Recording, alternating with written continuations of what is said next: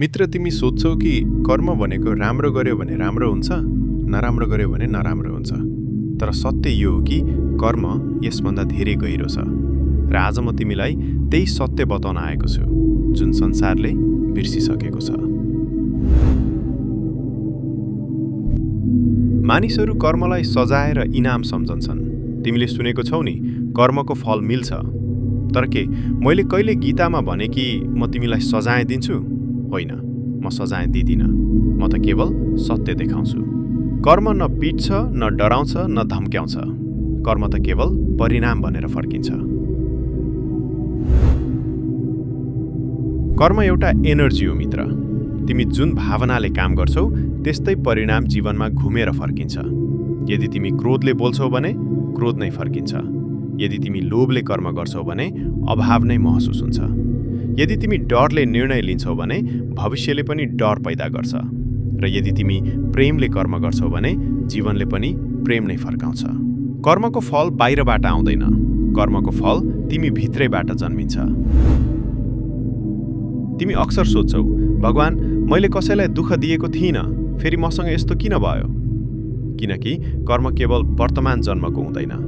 कर्म स्मृति जस्तै हो। तिमीले बिर्सिए पनि त्यो तिमी भित्र छापिएर बसेको हुन्छ। जब तिमीले यो बुझ्छौ कि जीवन एउटा किताब हो र जन्महरू त्यसका अध्याय हुन्, तब तिमीले कहिले यो प्रश्न सोध्ने छैनौ, मसँग मात्रै किन? कर्म 3 प्रकारका हुन्छन् मित्र। 1. सञ्चित कर्म, स्टोर्ड कर्म, जुन तिमीले धेरै जन्महरूमा गरेका छौ। राम्रो, नराम्रो सबै एनर्जीको रूपमा सञ्चित छ। 2. प्रारब्ध कर्म, प्रेजेन्ट कर्मास अनफोल्डिङ, जुन तिमी अहिले यो जन्ममा भोग्दैछौ। त्यो पहिले गरिएका कर्महरूको परिणाम हो। 3. क्रियमान कर्म, करेन्ट एक्सन, अहिले तिमी जे सोच्दैछौ, बोल्दैछौ, गर्दैछौ त्यहीले तिम्रो आउने जीवन बदल्नेछ।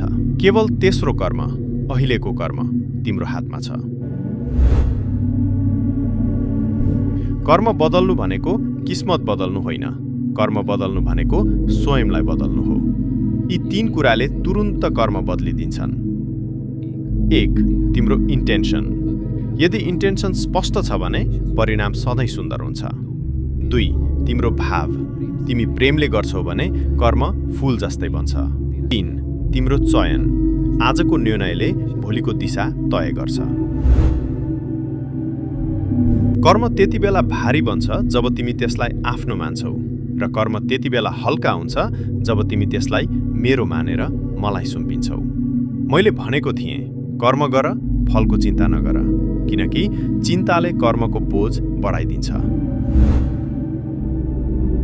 जीवन कसरी बदलिन्छ जब तिमी कर्मलाई पूजा सम्झेर गर्छौ? जब तिमी काममा आफूलाई हराउँछौ, तिमी परिणाम मेरा चरणमा राखिदिन्छौ, कर्म बन्धन रहँदैन, त्यो मुक्ति बन्छ। मित्र, कर्म तिमीलाई तोड्न आएको होइन, कर्म तिमीलाई जगाउन आएको हो। कर्म पीडा होइन, कर्म ऐना हो, जसले तिमीलाई तिमी आफैसँग भेटाउँछ। आजदेखि आफ्नो कर्म बदल र हेर, तिम्रो तकदिर कसरी आफै बदलिन्छ।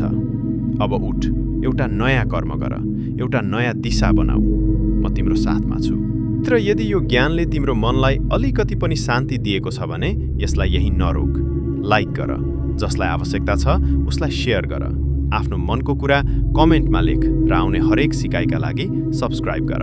म तिम्रो साथमा छु।